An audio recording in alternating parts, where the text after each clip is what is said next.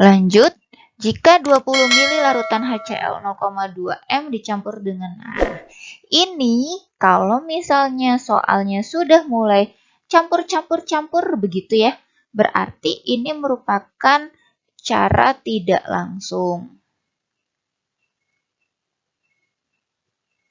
Nah, kalau tidak langsung berarti pakai MBS. Karena pakai MBS kita lihat dulu senyawanya apa saja. HCl, kemudian ada NH4OH.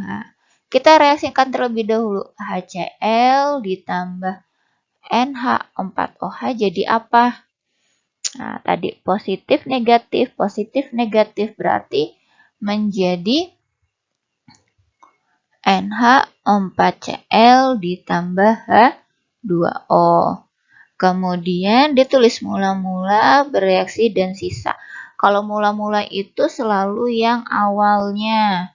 Mula-mula di sini karena ini harus dalam bentuk mol atau milimol. Nah, kalau mol itu rumusnya bagaimana? Mol itu molaritas dikalikan volume. Nah, kita lihat dulu HCl.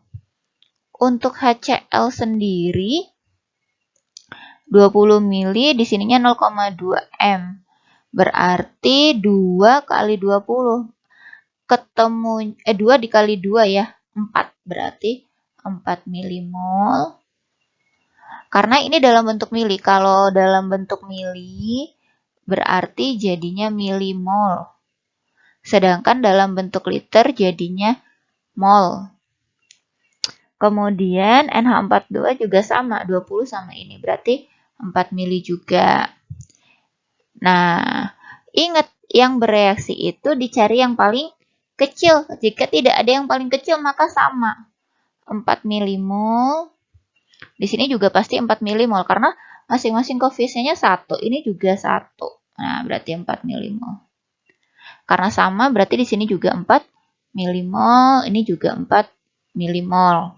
Nah, untuk sisanya pasti habis dan menyisakan hanya garamnya saja. Nah, ini merupakan ciri-ciri dari hidrolisis juga. Jadi kalau misalnya pada reaktan habis, maka dia itu merupakan reaksi hidrolisis.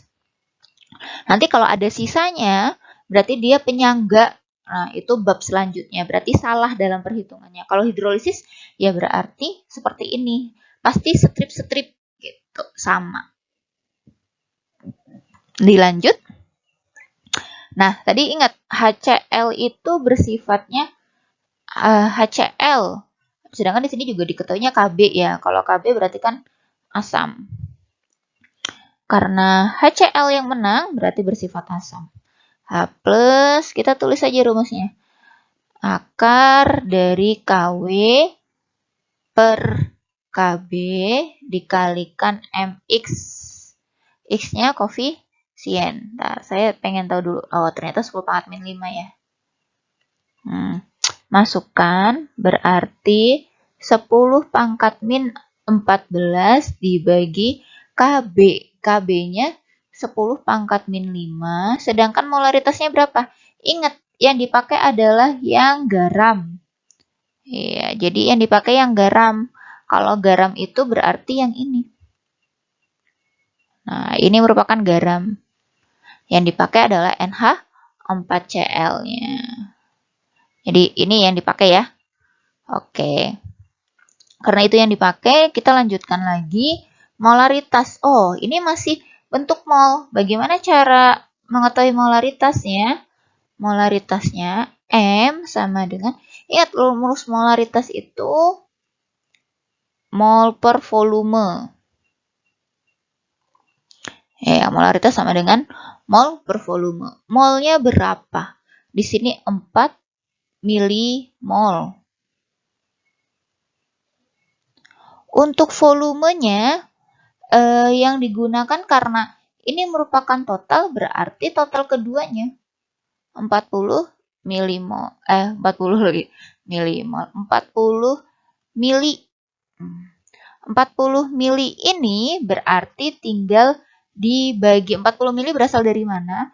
20 mili ditambahkan 20 mili seperti itu. Jadi ini merupakan total keseluruhan.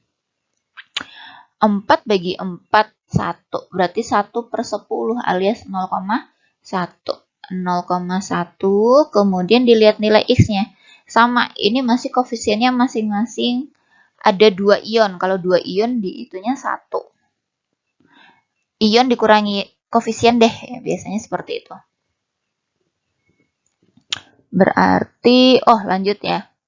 10 pangkat min 9 dikalikan 10 berarti sama dengan akar 10 pangkat 10 alias alias 10 pangkat min 5. Berarti pH karena H+, berarti saya tinggal min log konsentrasi dari H+ itu sendiri. Jadi min log konsentrasi 10 pangkat min 5. Jadi 5.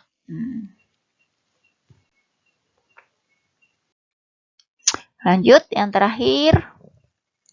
pH larutan pencampuran. Nah, ini juga dicampurkan. Ada 2 senyawa. Kalau 2 senyawa berarti cara tidak langsung. Seperti itu ya. Untuk cara tidak langsung berarti sama. Yang pertama dilakukan adalah mereaksikan antara CH3COOH yang ditambahkan dengan NaOH.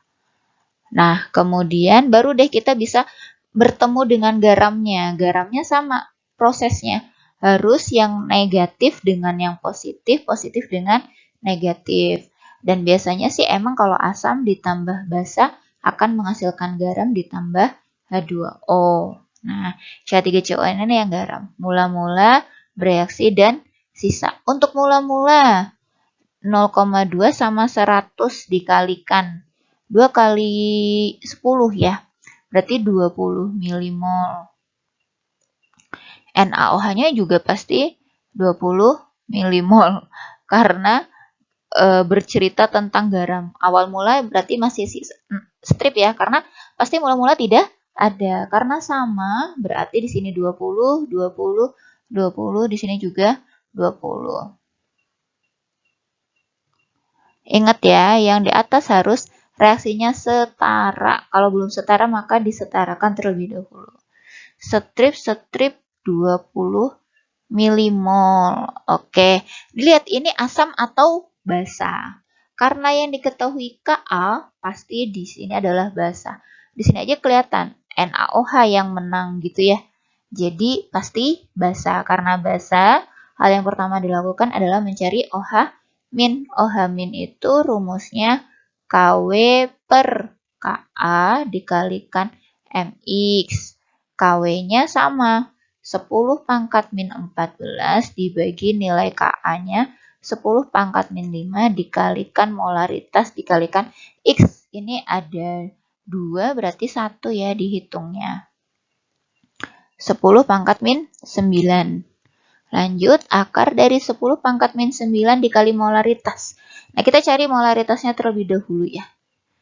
Molaritas. Nah, molaritas itu mol per volume.